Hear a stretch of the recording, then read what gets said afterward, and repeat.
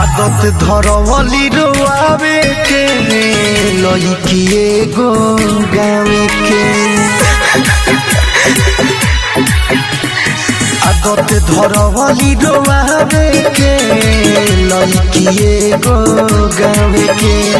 हमर दिलवा तोर देलस झर झर अखिया में लोर देलस दूसरा से प्यार पावे के आदत धरवली रोआवे के लइकिए गो गावे के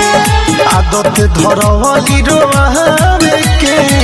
लइकिए गो गावे के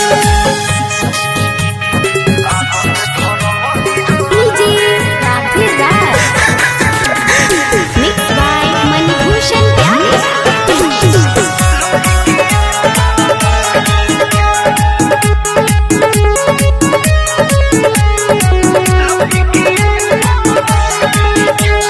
छनो भर बिना देखले न रही पगली के हम सुरतिया हो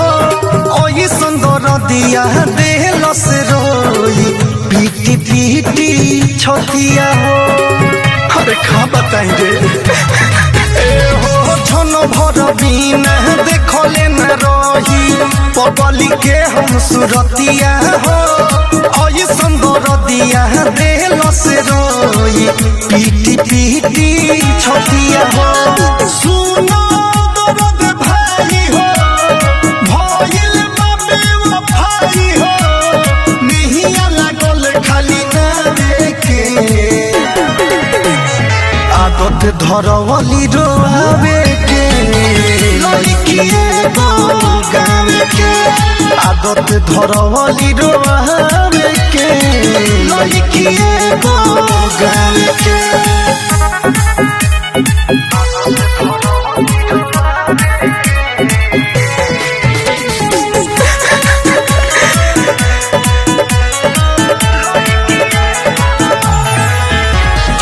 Music by Ratan Ratnesh. प्यार में धोखा मिली कहियो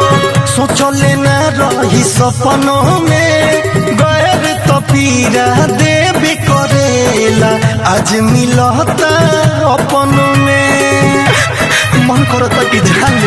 ए भाई प्यार में धोखा मिली कहियो सोचले न रही सपनों में गैर तो पीरा देवे करेला आज मिलता अपनों में रतन रतनेश के लागल बावे ठेस के गुडू गोलदिन से लिखवावे के